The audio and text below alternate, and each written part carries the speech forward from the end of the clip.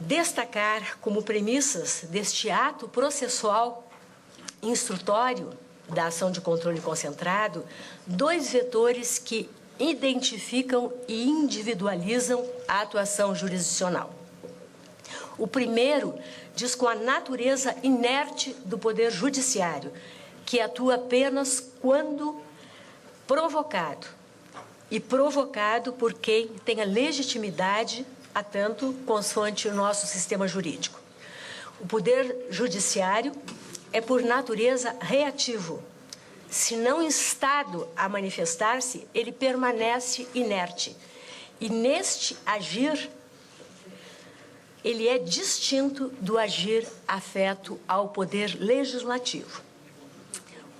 O segundo vetor é o da chamada inafastabilidade ou indeclinabilidade da jurisdição, nos termos do artigo 5º, inciso 35 da nossa lei fundamental. Este dispositivo garante expressamente que toda lesão ou ameaça a direito submetida à apreciação do Poder Judiciário merecerá uma resposta. Uma vez provocado, o Judiciário tem de se manifestar, cabendo, em se tratando, no caso de uma ação, uma arguição de descumprimento de preceito fundamental, a competência do seu julgamento ao Supremo Tribunal Federal por expressa disposição do artigo 102, parágrafo 1º da nossa Carta Política. Foi ajuizada por um partido político ao argumento de controvérsia constitucional relevante acerca da recepção pela ordem constitucional vigente dos artigos 124 e 126 do Código Penal, dispositivos estes que instituem a criminalização da interrupção voluntária da gravidez. O pedido deduzido nesta ação é a de declaração da não recepção pela Constituição de 88 daqueles dispositivos que datam de 1940. A compreensão de que, por ela, Constituição de 88, não estão albergadas as disposições que eles contêm. Releva notar que na controvérsia constitucional posta relativa à descriminalização do aborto nas 12 primeiras semanas de gravidez, há conflito entre direitos fundamentais e valores constitucionais, e não meramente questões de alocação de política pública ou recursos financeiros.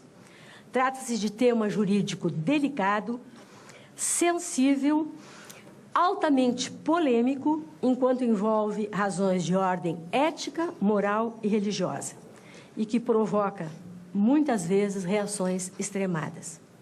A experiência comparada dos tribunais e das cortes constitucionais evidencia essa realidade.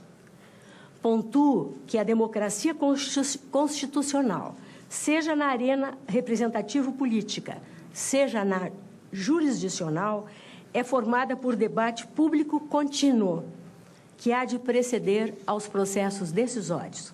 E é nessa perspectiva que a audiência pública, ao aproximar o Supremo Tribunal Federal da sociedade e dos demais atores políticos e institucionais, atua como um mecanismo procedimental pelo qual se legitima a interpretação da Constituição e, via de consequência, também mais se legitimam as decisões que venham a ser proferidas.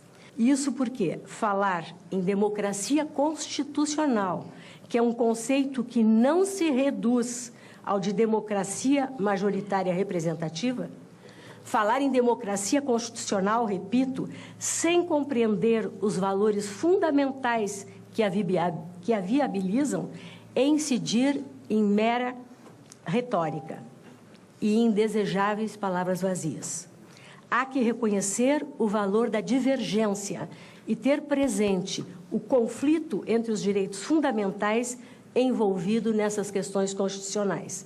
Mas há que reconhecer o valor do arbitramento necessário a resolução do problema, por meio de processo público de tomada de decisão, seja no âmbito do Parlamento, seja no âmbito do Poder Judiciário, sem recurso à violência de qualquer ordem, física ou verbal.